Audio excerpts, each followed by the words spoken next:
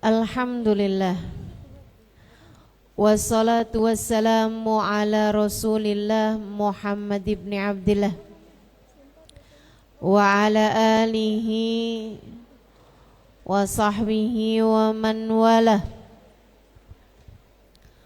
Subhanaka la ilma lana illa ma 'allamtana innaka antal alimul hakim. Rabbi shrah li sadri wa yassir li amri wahlul 'uqdatan min lisani yafqahu qawli, amma ba'du. Alhamdulillah, sama-sama kita hormati, kita sayangi sahibatul maulid, sahibatul majlis, keluarga besar Majelis Taklim As-Sakinah di bawah, di rumah Haji Hariri dan juga Hajah Icih. Kita doakan semoga mereka sekeluarga selalu dalam limpahan rahmat ridha Allah SWT, selalu dalam lindungan dan bimbingan Allah SWT. Panjangkan umurnya, sehatkan badannya, dimudahkan urusannya, dikabulkan hajatnya, semakin berkah dunia akhiratnya. Para ustazah yang hadir di majelis ini, wabil khusus yang mengajar di Majelis Taklim As-Sakinah Syarifah Fitriyah Al-Haddad, dan juga para ustazah yang lain, kita doakan semoga selalu berada dalam keberkahan, ditambahkan ilmunya, ditambahkan kemanfaatannya, ditambahkan keberkahan dalam kehidupannya. Para hubabah, para syarifah, para pimpinan-pimpinan pondok pesantren, pimpinan-pimpinan majelis ta'lim, serta semua yang hadir di majelis ini, baik ibu-ibu, kakak-kakak, adik-adik, anak-anak, saya doakan semoga semuanya selalu dirahmati Allah,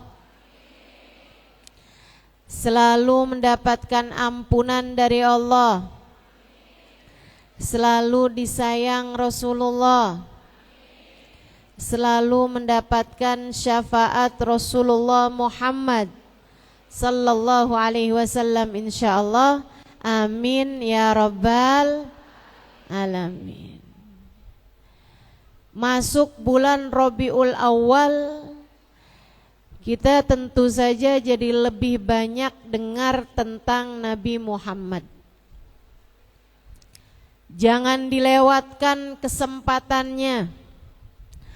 Rabiul Awal, jadikan telingamu lebih banyak mendengar tentang Nabi Muhammad. Biarkan telingamu jadi telinga yang sering mendengar nama Nabi Muhammad. Biarkan matamu sering berjumpa dengan para pecinta-pecinta Nabi Muhammad. Biarkan matamu sering kamu gunakan untuk membaca kitab maulid, yang di sana terdapat kisah-kisah sejarah baginda kita Nabi besar Muhammad. Sering membaca puji-pujian tentang Nabi Muhammad di bulan Maulid, bulan Rabiul Awal. Biarkan lisanmu mengumandangkan nama Nabi Muhammad. Biarkan lisanmu banyak-banyak sebut nama Nabi Muhammad. Banyak-banyak bersolawat dengan Nabi Muhammad. Banyak-banyak mengucap salam kepada Nabi Muhammad. Bulan Rabiul Awal, biarkan kakimu sering menghadiri majelis-majelis maulid. Jadi berkah semuanya, insya. Lebih daripada itu semuanya, bulan Rabiul Awal, biarkan hatimu menaiki tangga-tangga kecintaan kepada Nabi besar Muhammad. Biarkan hatimu terus merangkak. Nggak apa-apa, merangkak juga nggak apa-apa. Yang penting jangan diam. Ada hamba-hamba Allah yang kalau datang bulan Rabiul Awal, hatinya terbang menuju Nabi Muhammad. Ada di antara umat yang kalau bulan Rabiul Awal, hatinya berlari menuju Nabi Muhammad. Ada di bulan Rabiul Awal orang-orang yang hatinya berjalan menuju Nabi Muhammad. Ada juga orang-orang di bulan Rabiul Awal hatinya merangkak menuju Nabi Muhammad. Ini yang saya bilang tadi, biar merangkak juga nggak apa-apa. Yang penting terus bergerak menuju Nabi Muhammad. Kenapa begitu? Sebab orang yang paling menyesal adalah orang yang sepanjang hidupnya tidak pernah mendekat kepada Nabi Muhammad.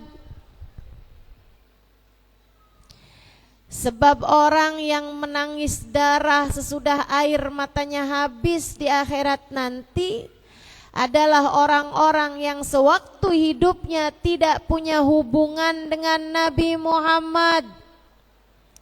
Hatinya enggak pernah kenal cinta kepada Nabi Muhammad. Mudah-mudahan kita dan seluruh keluarga kita tidak ada yang menjadi seperti itu, insya Allah. Biar merangkak enggak apa-apa deh, yang penting mendekat. Walaupun jalan tertatih-tatih, jatuh bangun gak apa-apa deh. Yang penting terus-terusan bergerak menuju Nabi besar Muhammad. Sebab beliau adalah andalan kita. Sebab beliau adalah harapan kita. Sebab beliau adalah yang kita simpan-simpan untuk kebahagiaan akhirat kita nanti. Saudariku sekalian yang saya muliakan, selebihnya dunia mah begini-begini aja. Ada saatnya sehat, ada saatnya sakit, betul begitu? Ada saatnya dipuja, dipuji, ada saatnya dicaci maki, betul begitu? Ada orang yang cinta sama kita dan bisa juga ada yang benci sama kita, betul begitu? Ada saatnya mampu, saatnya kaya, ada saatnya tak berdaya dan miskin papa. Enggak apa-apa, dunia emang begitu. Yang kita harapkan adalah kebahagiaan kita di negeri akhirat. Bu, dunia ini buat orang cakep, orang jelek, orang pinter, orang bodoh, orang kaya, orang miskin, segitu-gitu aja senengnya. Susahnya juga segitu-gitu aja. Tenang aja. Dunia ini Allah ngasihnya adil, segitu-gitu aja. Senengnya sedikit, sebagaimana susahnya juga sedikit. Itu sifatnya dunia. Sehatnya sedikit, sebagaimana sakitnya juga sedikit. Sedikit, semuanya sedikit. Gak banyak beda, Bu, antara orang pinter sama orang bodoh. Gak banyak beda antara orang cakep sama orang gak cakep. Ibu-ibu sih sekalian, biar kata orang jelek kalau kena hujan basah juga. Betul? Mohon maaf, biar kata orang cakep kalau kentut bau juga. Betul begitu? Dunia mah segini-gini aja Bu, segini-gini aja. Saya udah ketemu banyak orang. Ibu percaya saya, adik-adik percaya saya. Jangan kamu pikir wah kalau jadi orang kaya enak banget nih hidup saya. Enggak gitu. Enggak gitu. Ih kalau cakep ya saya ya, enak nih kayaknya saya.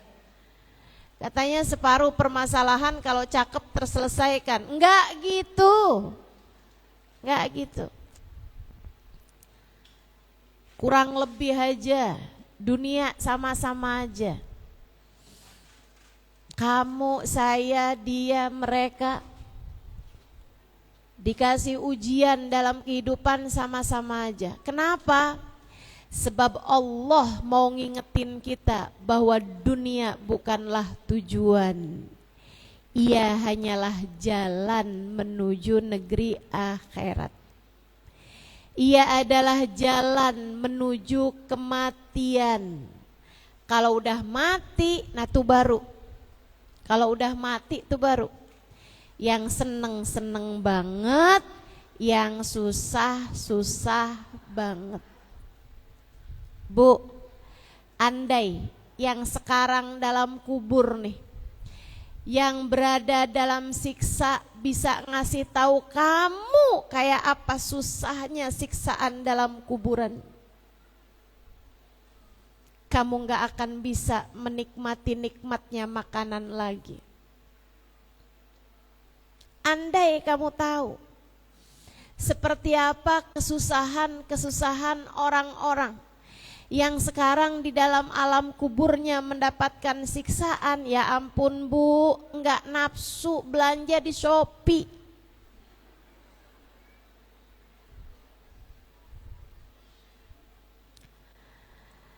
Tapi sebaliknya juga, andai yang di dalam kubur yang sekarang berada dalam kenikmatan bisa cerita kepadamu betapa nikmatnya kuburan, niscaya kamu gak akan pernah takut dengan kematian lagi. Niscaya kamu gak akan pernah meremehkan ketaatan-ketaatan lagi.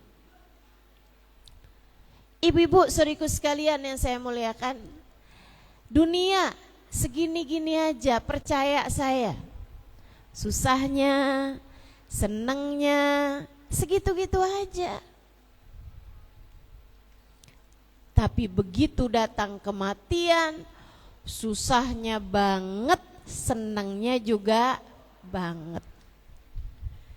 Makanya nih, dalam hidup nih kita belajar buat berbekal di kehidupan yang sementara ini untuk menuju kepada kebahagiaan yang kekal, insya. Bu, Dek, Nak, Nabi Muhammad tuh kalau ditanya apa sih yang paling dipengenin sama Nabi? Nabi kalau misalnya ditanya, Rasul apa cita-citamu dalam kehidupan? Ibu tahu apa? Dedek tahu apa? Nabi Muhammad tuh cita-citanya biar semua umatnya masuk surga. Nabi Muhammad itu cita-citanya biar semua umatnya hidupnya bahagia di akhiratnya. Karena Nabi tahu kalau dunia memang udah segitu-gitu aja. Nabi paham betul. Dunia segitu-gitu aja, makanya Nabi gak terlalu mikirin dunia umatnya. Sebagaimana Nabi sendiri gak mikirin dunianya Nabi Muhammad. Nabi ditawarin gunung Uhud jadi emas ditolak kok Bu. Tawarin, Rasul kalau kau mau nih gunung Uhud kami ubah jadi emas. Untukmu wahai Rasulullah halalan thayyiban gak pakai hisab. Nabinya gak mau. Kenapa gitu? Kata Nabi Muhammad, yang paling menghancurkan umat sebelum aku adalah dibentangkannya dunia kepada mereka sehingga mereka berlomba-lomba untuk mendapatkan dunianya. Sehingga mereka kemudian dihancurkan Allah Subhanahu wa taala. Nabi enggak mau umatnya dibentangkan dunia. Akhwaf ma akhafu ala ummati busitat alaihimud dunya kama busitat alal ladina min qablihim. Hal paling takut, hal yang paling aku takutkan pada umatku adalah dibentangkannya dunia kepada mereka sehingga mereka berlomba-lomba mendapatkan dunianya sebagaimana kaum terdahulu berlomba-lomba mendapatkan dunia. Mereka kemudian dihancurkan Allah. Kaum aku pun juga akan dihancurkan Allah karena mereka memperebutkan dunia. Itu yang paling ditakutkan sama Nabi Muhammad. Saudara sekalian, makanya Nabi urusan dunia umatnya, Bu, enggak mikirin, enggak terlalu mikirin. Karena memang bukan itu tujuannya. Nabi tahu dunia itu segitu-gitu aja. Segini-gini aja dunia itu. Yang paling seneng ya segitu-gitu aja. Yang paling susah ya segitu-gitu aja. Antara orang kaya sama orang miskin, nikmatnya makanan tuh gak terlalu beda. Betul gak? Yang gak punya uang makan nasi pakai sambel, pakai ikan asin. Ikan asinnya sedikit aja kan udah asin. Makannya di tengah sawah, ya ampun. Calon gubernurnya siapa dia gak peduli. Calon bupatinya siapa dia gak peduli. Betul, Bu? Nikmat bener. Yang punya duit banyak kadang-kadang mau makan manis dikit gak boleh karena punya diabetes. Makan daging-dagingan gak boleh katanya karena punya kolesterol. Dunia tuh segitu-gitu aja. Segitu-gitu aja. Masya Allah. Yang bisa kebeli baju mahal-mahal. Ibu-ibu sekalian, saya tahu nih ibu-ibu yang pada punya baju cakep-cakep mahal-mahal di rumah pakai daster juga. Iya, Bu. Apalagi kalau udah yang di bagian ketiaknya ada robek gitu.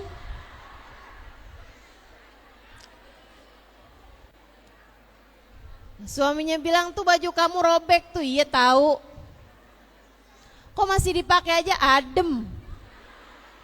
Adem yang make, gerah yang lihat, Bu. Dunia mah segitu-gitu aja, ibu-ibu saudara sekalian. Segitu-gitu aja. Yang beda akhirat. Yang beda kehidupan sesudah datang kematian. Orang tua kita yang sudah meninggal dunia, kakek nenek kita yang sudah meninggal dunia, itu, Bu, bedanya jauh. Bedanya jauh.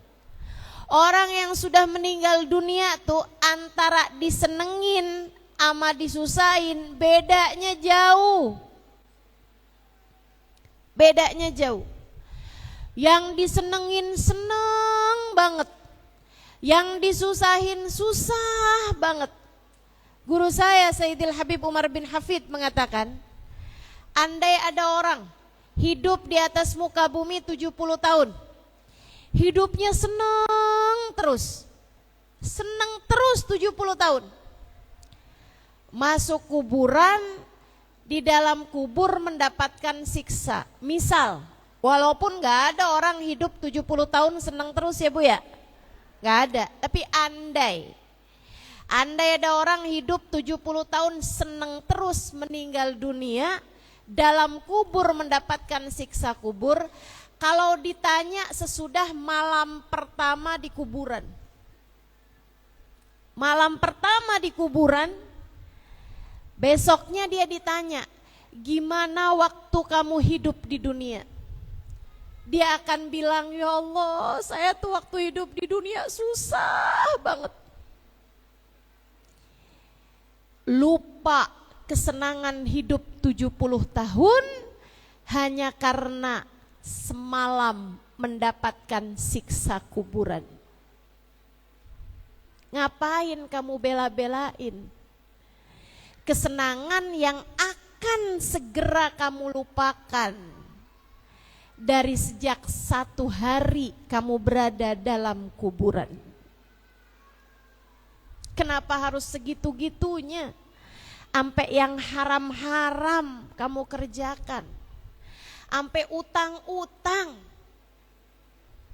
sampai segitunya. Pengen beli ini gak punya duit nyampe utang. Utang kagak ada yang mau ngutangin, akhirnya pinjol. Pinjol gak bisa bayarnya, akhirnya utang lagi, gali lobang, tutup lobang. Itu kamu gak lagi nyari selain kubur kamu sendiri. Di dunia udah susah, tambah di kuburan lebih susah lagi. Jangan bela-belain apa yang gak dibawa mati. Jangan mati-matian membela apa yang tidak kamu bawa mati. 70 tahun andai seseorang hidup senang terus, dipuji orang terus, disayang orang terus 70 tahun, gak pernah sakit, gak pernah miskin, gak pernah gatel-gatel, gak pernah panuan. Misal suaminya setia, suaminya sayang, punya anak-anak lucu-lucu, pinter-pinter, semua. Misal, ibu-ibu serius sekalian, gak ada orang hidupnya kayak gitu. Tapi andai ada orang yang hidupnya kayak gitu, kemudian hari pertama di kuburan dia mendapatkan siksa, lupa nikmatnya hidup 70 tahun di dunia hanya karena 1 malam mendapatkan siksa kuburan. Juga sebaliknya, kata guru saya Habib Umar bin Hafid, andai ada orang hidup 70 tahun, 70 tahun itu dia senang, dia susah terus. 70 tahun 70 tahun nggak pernah nikah, 70 tahun hidupnya sakit-sakitan, 70 tahun nggak ada yang sayang sama dia, 70 tahun makan nggak enak, tidur nggak nyenyak, 70 tahun. Ada nggak orang kayak gitu hidupnya? Nggak ada. Dunia tuh ada senangnya, ada susahnya. Tapi andai ada orang yang hidupnya 70 tahun susah aja, nggak pernah senang. Misalnya, kalau kita kan sering senang, sekarang aja kita senang. Betul gak? Hadir majelis maulid, baca sholawat kepada Nabi Muhammad, senang apa gak senang? Senang. Tapi andai ini ada orang 70 tahun hidupnya susah terus, kemudian meninggal dunia sesudah 70 tahun hidup di dunia susah, hari pertama dia mendapatkan nikmat kuburan. Dalam kubur nih, ternyata dia dapat nikmatnya kuburan. Kalau dia ditanya besok hari sesudah 1 malam mendapatkan nikmat kubur, gimana kamu waktu hidup di dunia? Kamu hidup di dunia berapa lama? 70 tahun. Oh, gimana waktu hidup di dunia? Wah, seneng banget saya waktu hidup di dunia tuh, gak pernah susah, enak terus, seneng terus, alhamdulillah. Lupa kesusahan hidup 70 tahun akan begitu mudah dilupakan oleh seseorang dari hari pertama dia berada di dalam kuburan, andai dia dalam kuburannya mendapatkan kenikmatan. sesusah-susah apapun hidupmu di dunia, begitu kamu meninggal dunia dan ternyata kamu dibahagiakan Allah dalam alam kubur, satu hari aja kamu sudah akan melupakan semua kesusahanmu di saat kamu hidup di atas muka bumi ini. Jadi Bu, Kak, Dena, kalau kamu lagi kesusahan, kalau kamu lagi kesakitan, kalau kamu lagi patah hati, kalau kamu lagi sedih, ingat-ingat ucapan saya.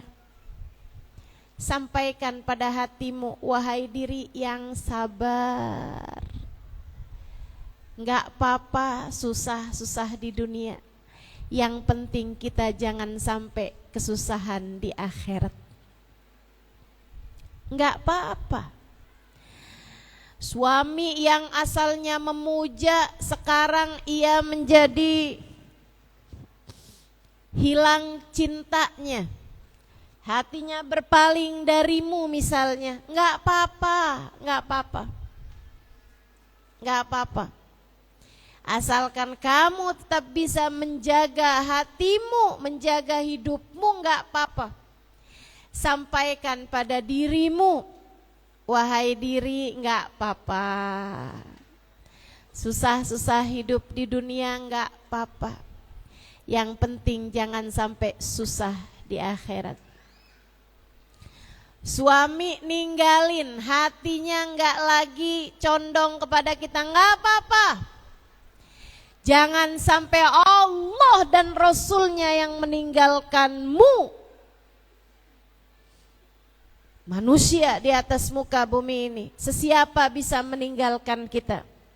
Akan tetapi kita berharap jangan sampai yang ninggalin kita sang pemilik kebahagiaan di akhirat nanti, Allah Subhanahu wa ta'ala, dan yang bisa memberi pertolongan dan syafaat pada kita, baginda kita Nabi besar Muhammad sallallahu alaihi wa ala alihi wa sahbihi wasallam. Seperti yang tadi saya sampaikan, Nabi kalau ditanya cita-citamu apa wahai Rasul, Nabi kepengen semua umatnya di akhiratnya hidup bahagia. Yang bikin di akhirat hidup gak bahagia tuh apa sih sebenarnya?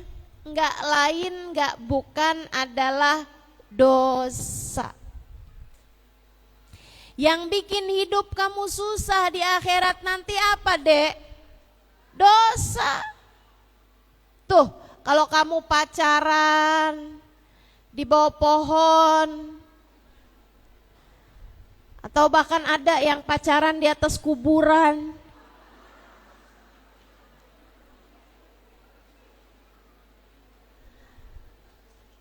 adik-adik saudariku sekalian, ini dia nih perkara yang bikin kamu bisa jadi susah di akhirat nanti. Namanya dosa. Para istri, menurutmu apa yang bisa bikin kamu hidupnya susah di akhirat nanti? Dosa, enggak lain enggak bukan. Dosa. Bikin hidup kamu susah. Bikin hidup kamu susah. Dosa apa aja sudah banyak. Dari dosa enggak setia sama suami. Kan? Orang zaman sekarang nih ibu-ibu sekalian, suami selingkuh, tapi istri juga bisa aja selingkuh. Suaminya udah tidur di samping dia WhatsAppan sama mantan pacar yang ketemu waktu reunian. Makanya saya tuh dari dulu gak setuju sama acara reuni. Kalau gak ajang pamer pencapaian, kalau gak jadi ajang CLBK, cinta lama. Suaminya udah tidur di samping dia, bisa-bisanya apa kabar? Baik. Kamu apa kabar? Baik. Senang saya habis ketemu sama kamu tadi. Ternyata kamu dari dulu sampai sekarang gak berubah ya, tetap cantik aja.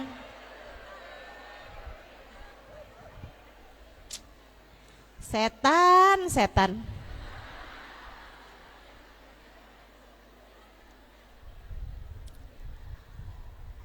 Tuh, begitu tuh. Akhirnya dia nanya, kamu udah makan belum? Ngeliatin suaminya, dia gak pernah perhatian sama saya. Dia gak pernah nanyain saya udah makan apa belum. Lah yang gak nanyain orang makannya bareng. Teman-teman saudaraku sekalian yang saya muliakan, tuh hati kamu tuh mesti pinter-pinter jaga. Gak ada yang bisa jagain hati kamu selain kamu sendiri. Betul gak? Ayo para Mahmud, mama-mama muda, Ustazah jangan salah, yang udah tua-tua juga masih kayak begitu saja. Astagfirullah. Ibu-ibu tahu nggak, orang tuh kalau udah umur 40 tahun, itu ibaratnya satu kakinya udah nyampe kuburan bu, tinggal nunggu yang sebelah.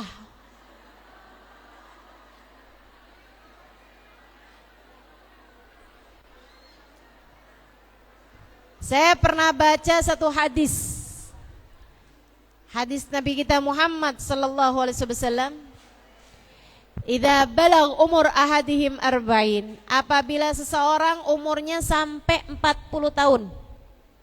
Ini kalau ngelihat mukanya banyak yang lebih dari 40 tahun nih udah.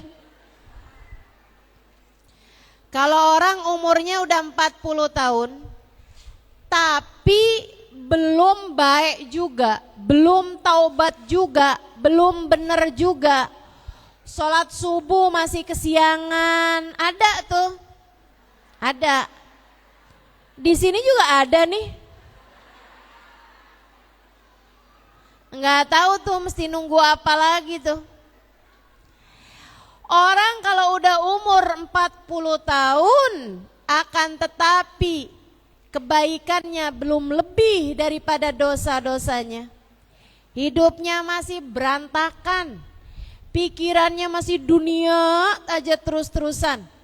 Enggak ada cinta di hatinya kepada Allah, enggak ada cinta di hatinya kepada Rasulullah, belum bertaubat dari dosa-dosanya. Ibu-ibu sekalian, kata Nabi Muhammad, masahas syaitan ala wajhih wagal hadzal wajh la yuflih abada. Setan ngusap mukanya bu, orang umur 40 tahun pas ulang tahun 40 tahun, kalau kamu belum benar juga, kalau kamu masih jadi ahli maksiat juga, kalau kamu belum taubat juga, ibadah belum benar juga, setan usap wajah orang tersebut. Kemudian setan bilang, ini mukanya orang yang gak bakal beruntung sama sekali.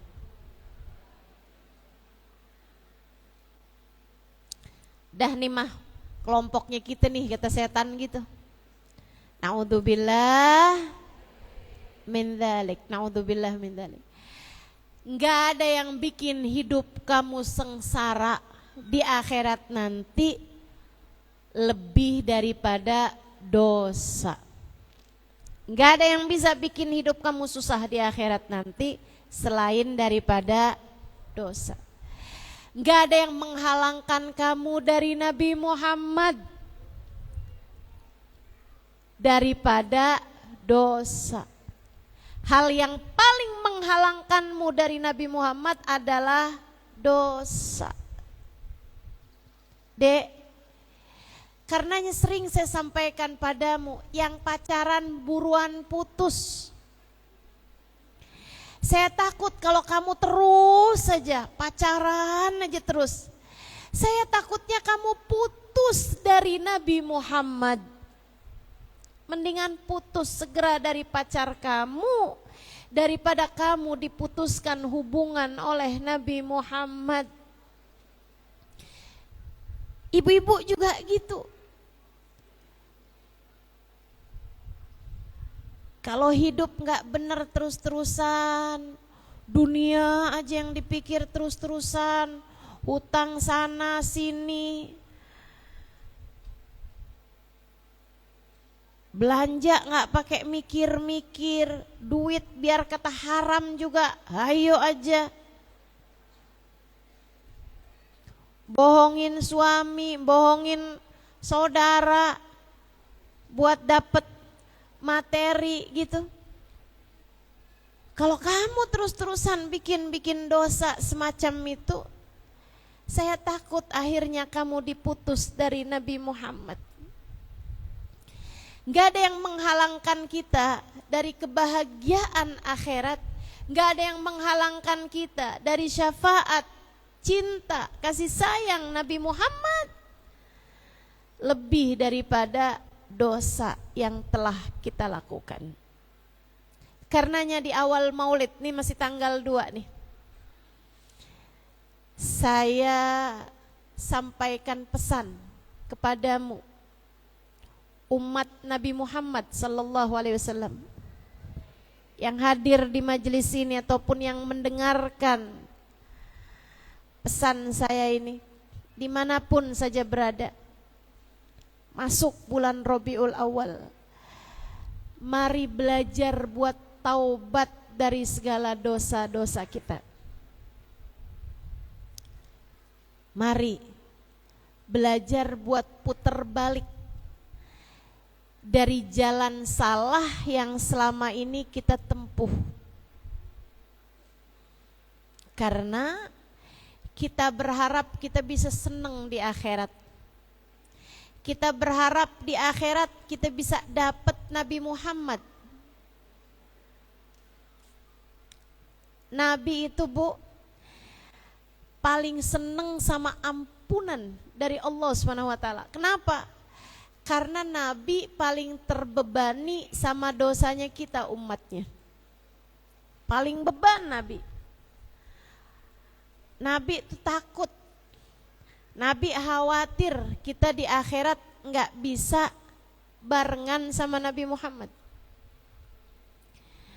Satu hari ada Nabi Muhammad lagi ada di depan masjid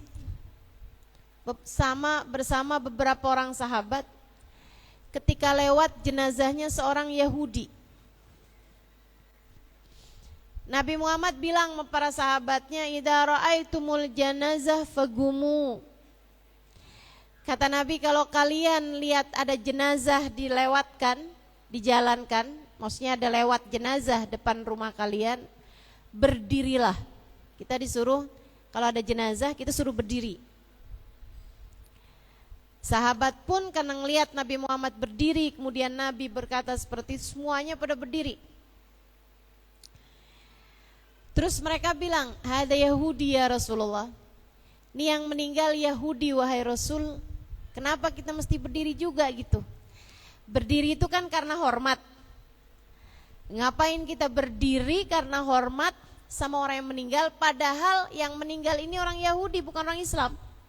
Orang kafir, gak beriman pada Allah, gak beriman kepada Rasulullah. Kata Nabi Muhammad, yang meninggal Yahudi, tapi malaikat yang nyabut nyawanya kan malaikatnya Allah juga. Malaikat yang bawa ruhnya kan malaikatnya Allah juga. Malaikatnya Allah tuh semuanya beriman. Jadi kalaupun kita gak hormat sama orangnya, kita hormat sama malaikat-malaikat yang bersamanya. Semua sahabat berdiri. Saat jenazah tersebut lewatkan depan Nabi Muhammad. Enggak lama kemudian sahabat yang paling dekat sama Nabi Muhammad ngelihat Nabi Muhammad menangis. Nabi nangis tuh lelehan air mata sampai cukup kenceng nangisnya Nabi tuh sampai yang bahunya naik turun. Dadanya naik turun. Kayak Nabi nangis beneran sedih gitu. Yang sebelah nih heran. Terus bilang lagi, ya Rasulullah, ada Yahudi. Wahai Rasul, ini kan Yahudi Rasul, kenapa engkau menangis sampai sedemikian? Kata Nabi Muhammad, nafsun aflatat minni fatadkhulan nar. Aku menangisi satu orang, satu jiwa yang terlewat dari syafaatku. Aku gak bisa ngasih kepada dia syafaatku, hingga di akhirat dia akan masuk ke dalam neraka. Saya menangisi satu orang yang gak bisa saya selamatkan, kata Nabi Muhammad. Saya menangisi satu orang yang saya gak bisa ngasih kepadanya syafaat. Nanti di akhirat dia mati, nanti dalam kubur dia mendapatkan siksa, nanti di sesudah akhirat, sudah kiamat, nanti dia akan masuk ke dalam neraka. Kesiannya, kesian. Ini Yahudi yang gak beriman menabi. Dia masuk neraka, ditangisin sama Nabi Muhammad. Dia gak bisa disyafaatin sama Nabi Muhammad, ditangisin sama Nabi Muhammad. Karena memang harapannya Nabi itu semuanya bisa masuk surga. Harapannya Nabi itu semuanya bisa senang dalam alam kuburnya. Jangan ada yang disiksa dalam kubur, jangan ada yang susah di akhiratnya, jangan ada yang susah di hari kiamat, jangan ada yang susah di padang mahsyar. Itu harapan Nabi Muhammad buat kita umatnya. Dan Nabi Muhammad tahu yang bikin susah kita, yang bikin kita gak bisa seneng di akhirat itu gak lain, gak bukan adalah dosa. Makanya Nabi sepanjang hidupnya berusaha, ya Allah ampuni dosa umatku, ampuni dosa umatku. Ibu-ibu, adik-adik, saudari-saudariku sekalian yang saya muliakan, pesan saya di awal Rabiul Awal, yuk kita tidak mengecewakan harapan Nabi Muhammad. Harapan Nabi kepengen kita semua selamat. Harapan Nabi kepengen kita semuanya senang di akhirat sesudah kematian kita. Harapan Nabi semua dari kita dapat syafaat Nabi Muhammad. Harapan Nabi semua dari kita bisa kumpul ada di barisannya Nabi Muhammad sallallahu alaihi wasallam. Harapan Nabi kita semuanya bisa lihat Nabi Muhammad, bisa ketemu sama Nabi Muhammad, bisa salaman sama Nabi Muhammad, bisa ucap salam kepada Nabi Muhammad langsung di hadapan Nabi Muhammad. Itu harapannya Nabi Muhammad buat kita. Jangan dikecewakan Nabi Muhammadnya. Caranya tinggalin dosa. Tinggalin dosa. Bu, tinggalin. Tiap kali mau marah-marah sama suami, inget-inget aja. Ya Allah, takutnya nih saya marah sama suami, ntar Nabi Muhammad marah sama saya. Ntar Nabi Muhammad gak bisa syafaatin saya. Ntar saya putus dari Nabi Muhammad.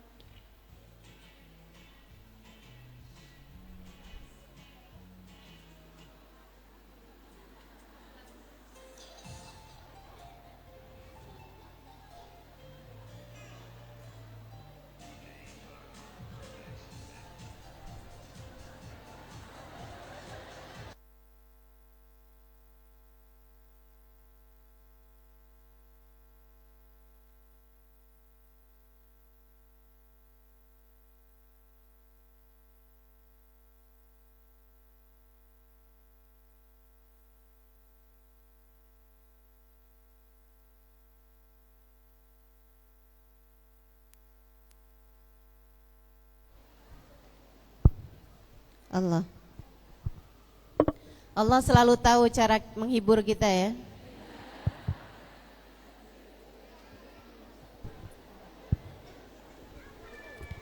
Bismillah. Jadi teman-teman sekalian, pesan saya nih di awal Rabiul Awal, yuk kita taubat bareng-bareng. Henti dari melakukan perbuatan-perbuatan dosa yang kiranya bikin kita nyesel di akhirat nanti. Berhenti mengerjakan dosa-dosa sehingga semoga kita bisa bahagia sesudah kita meninggal dunia nanti. Sekali lagi kalau urusan dunia mah begini-begini aja. Kita sekarang kepengen bisa jadi orang-orang yang Nabi Muhammad gak kecewa sama kita, yaitu dengan kita jadi umat yang benar, yang jauh dari dosa, menjalankan perintah Allah, meninggalkan larangan-larangannya. Insya Allah. Yang biasa ngomongin orang, biasa marah-marahin orang, yuk belajar buat bisa lebih sabar, bisa nata ucapan, belajar. Yang biasa suka marah-marahin suami, ada di sini? Mana orangnya?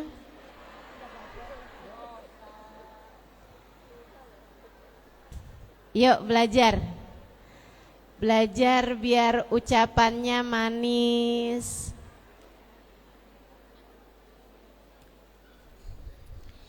Ibu kalau punya anak, nih bayangin aja nih, ibu punya anak kecil,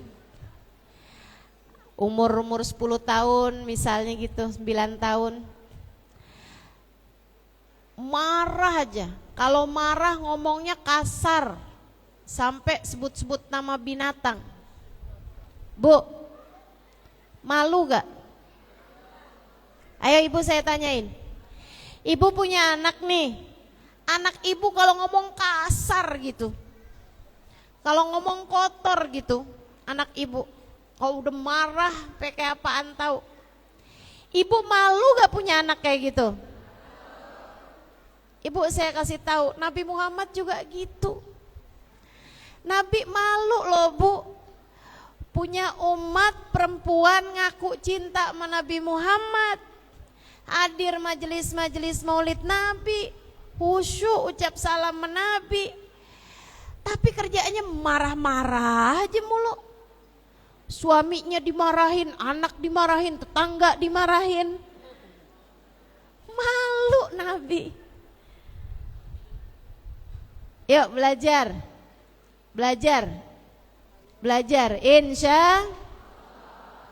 insya Allah. Yang kemarin sholatnya ditunda-tunda, sholatnya berantakan. Yuk, nih awal bulan maulid, mumpung masih awal bulan maulid, yuk kita benerin diri, tinggalin dosa, jadi hamba Allah yang bertakwa, jadi umat Nabi Muhammad yang benar. Kalau kamu lakukan ini, bulan maulid aja. Saya selama bulan maulid gak mau marah-marah lagi. Misal, saya bulan maulid jangan sampai ada sholat saya yang bolong, yang tertinggal, yang tertunda. Saya selama bulan maulid akan jagain diri, gak mau ngeliat yang gak boleh saya lihat. Jaga mata, jaga lisan, gak mau bohong selama bulan maulid. Misal gitu, kamu niatin hal-hal baik selama bulan maulid ini, ibu-ibu sekalian, adik-adik semuanya. Misalnya nih ada adik-adik nih yang kemarinan pacaran aja, selama bulan maulid dia bilang saya gak mau pacaran, putus selama bulan maulid. Habis bulan maulid ntar gimana Ustazah? Lanjut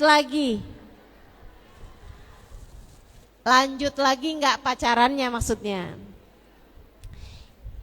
Ibu-ibu, adik-adik saudara sekalian, selama bulan Maulid aja nih, kamu pastikan itu kamu lakukan, saya yakin. Kamu ngerjainnya karena Allah, karena Rasulullah ya.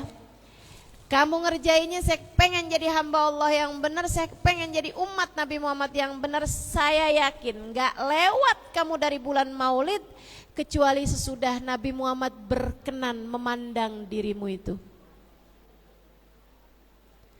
Kalau udah diliatin sama Nabi Muhammad, disayangin sama Nabi Muhammad, nanti kamu akan lihat hatimu jadi lebih damai, hidupmu jadi lebih tenang, kebahagiaan jadi lebih mudah kamu dapatkan.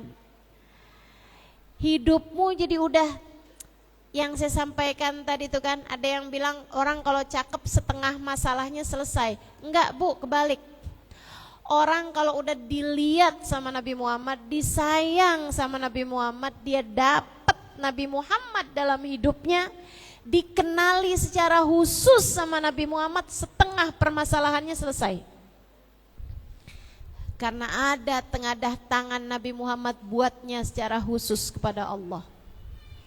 Dan orang-orang yang udah dilihat sama Nabi Muhammad dengan pandangan kasih sayangnya, mereka akan menjadi salah satu dari orang-orang yang dibahagiakan hidup di akhiratnya, dan sudah akan diawali kebahagiaan tersebut dari sejak di dunianya. Yuk belajar buat taubat dari dosa-dosa. Jangan kecewakan Nabi Muhammad, sebab harapan dan cita-cita terbesar Nabi Muhammad adalah keselamatan kita umatnya.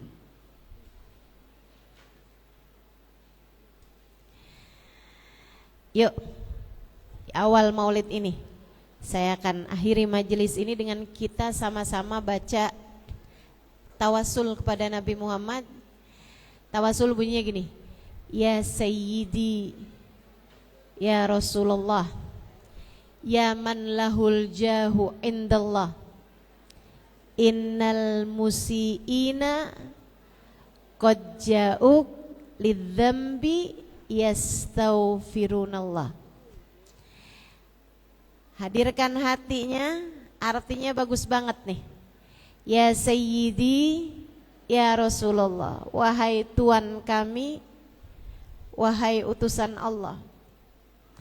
Ya man lahul jah indallah, wahai seseorang yang memiliki derajat paling tinggi di sisi Allah. Innal musiin qad ja'uk, kami ini para pendosa-pendosa, tapi hari ini kami datang kepadamu wahai Rasulullah, menghadiri majelis maulidmu wahai Rasulullah, membaca solawat, membaca maulid, berucap salam kepadamu wahai Rasulullah. Innal musiin, sungguhnya kami para musiin, para pendosa, ja'uk, datang padamu, lidzambi, kami bawa dosa, yastaghfirunallah, memohon ampunan kepada Allah. Kita minta semoga Allah Subhanahu wa taala mengampuni dosa-dosa kita yang lalu, dikaruniai taubat yang sungguh-sungguh. Semoga pada hari ini Nabi Muhammad berkenan memandang kita umatnya, biar pada benar jalan hidup kita insya Allah. Sesudah hari ini kita terbebas dari segala dosa-dosa insya Allah. Dipapah, dibimbing langkah kehidupan kita biar jadi hamba Allah yang salehah insya, biar jadi umat Nabi Muhammad yang salehah insya, biar Nabi Muhammad bisa syafaatin kita insya. Ya Sayyidi Rasulullah, Ya man lahul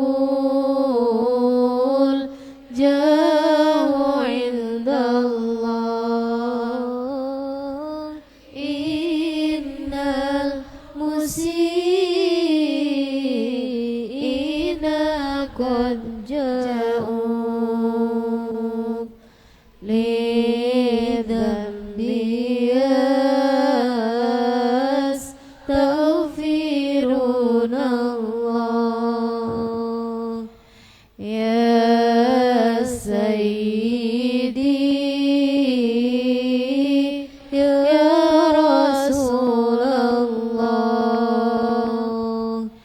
يا من له الجاه عند الله إن المسيئين قد جاءوا لذنبي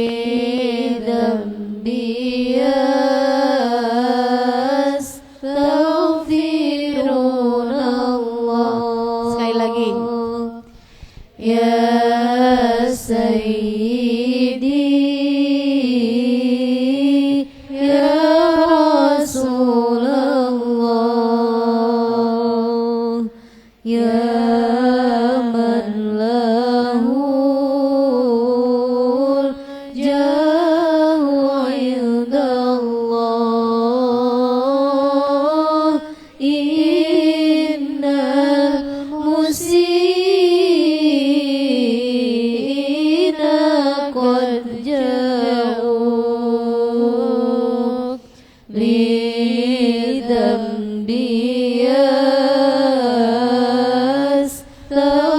yastaghfiruna Allah.